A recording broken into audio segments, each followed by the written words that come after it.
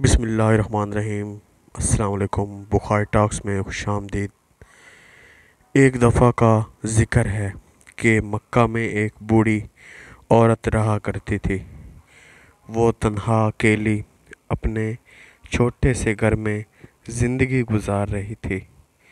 وہ روزانہ صبح و شام بتوں کی خدمت کرتی اور ان کی صفائی وغیرہ کرتی، جس سے مکہ کے مخیر لوگ اس کو اجرت دیا کرتے۔ اس کی زندگی پچھلے کئی دہائیوں سے ایسے ہی گزر رہی تھی کہ ایک دن مکہ کے لوگوں کو باتیں کرتے سنا کہ ہمارے درمیان ایک ایسا شخص آ گیا ہے جو ہمارے بتوں کو پوجنے سے منع کر رہا ہے۔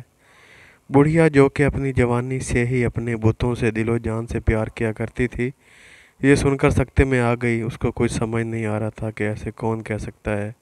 بڑھیا نے اس شخص کو برا کہا اور بد دعائیں دے کر اپنے دل کی بڑاس کو پورا کر لیا۔ لیکن اگلے دن جب وہ بت خانے کی طرف جا رہی تھی تو اس کو پھر سے وہی واقعہ سننے کو ملا۔ اس نے سنا کہ قبیلہ قریش سے بنو ہاشم کا ایک فرد محمد صلی اللہ علیہ وسلم لوگوں کو کسی اور دین کی تبلیغ کر رہا ہے، اور جو کوئی اس کی باتیں سن رہا ہے وہ بے دین ہو رہا ہے۔ بڑھیا یہ بات سنتے ہی الٹے پاؤں واپس اپنے گھر میں آ کر بند ہو گئی۔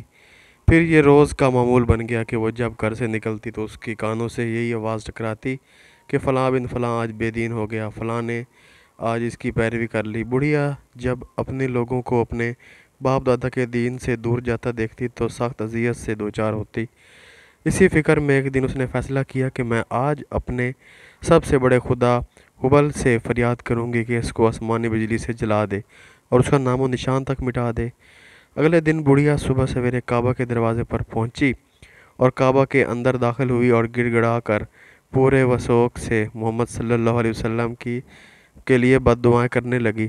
اس کی فریاد اس قدر تھی کہ اس کو یقین ہو چلا کہ اب بنو ہاشم کے اس محمد نامی شخص کا صفایا ہو جائے گا۔ وہ خوشی خوشی گھر آئی اور انتظار کرنے لگی کہ اب خبر آئے، اب خبر آئے۔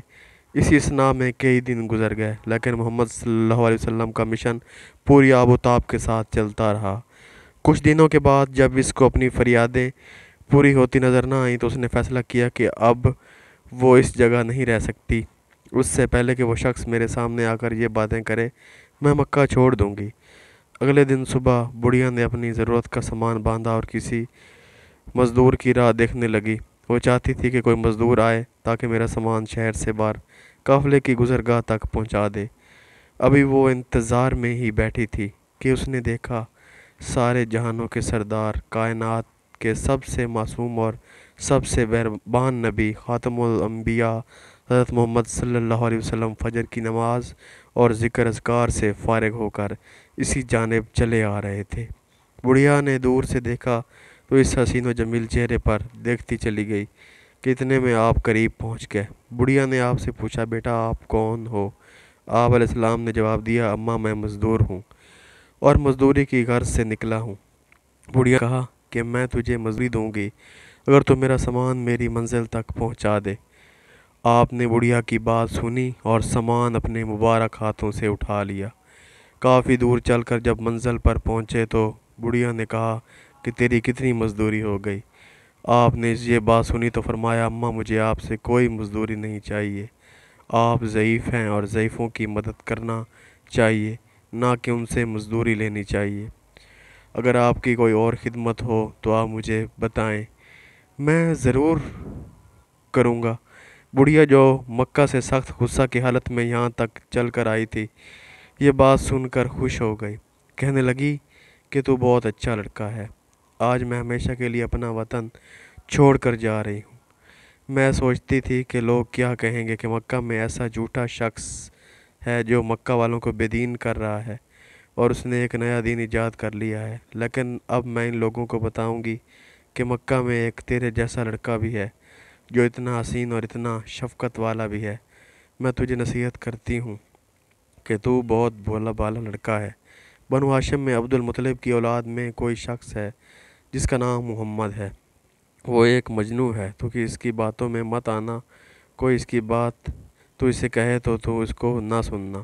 وہ ایسا جادوگر انسان ہے کہ جس سے بھی ملتا ہے اس کو اپنا بنا لیتا ہے۔ اس کی آنکھوں میں سحر ہے، اس کی باتوں میں بھی مٹھاس ہے۔ میں تجھے بیٹا سمجھ کر کہتی ہوں کہ اس سے ہمیشہ بچ کر رہنا۔ रसूल अल्लाह सल्लल्लाहु अलैहि वसल्लम अदब से उस बुढ़िया की सारी बातें सुनते रहे और वो आपके बारे में जो मुंह में आया बोलती चली गई। आखिर आप अलैहिस्सलाम रुखसत होने लगे तो कहने लगी, बेटा मैं लोगों को तुम्हारे बारे में बताऊंगी, लेकिन तुम अपना नाम तो बताते जाओ, क्या करते हो और कौन से कबीले से हो। ये सुनकर आपने गर्दन झुका ली और इंतहाई मासूमियत से कहा, अम्मा मैं ही वो मोहम्मद हूँ जिसे सब बुरा कहते हैं, मुझे ही सब जादूगर कह रहे हैं। मैं आप सब के बीच अल्लाह करीम का भेजा हुआ नबी हूँ। यहाँ सब मेरे दुश्मन बन चुके हैं और मैं किसी से कुछ नहीं कहता मगर सिवाय बुत परस्ती तर्क करने के।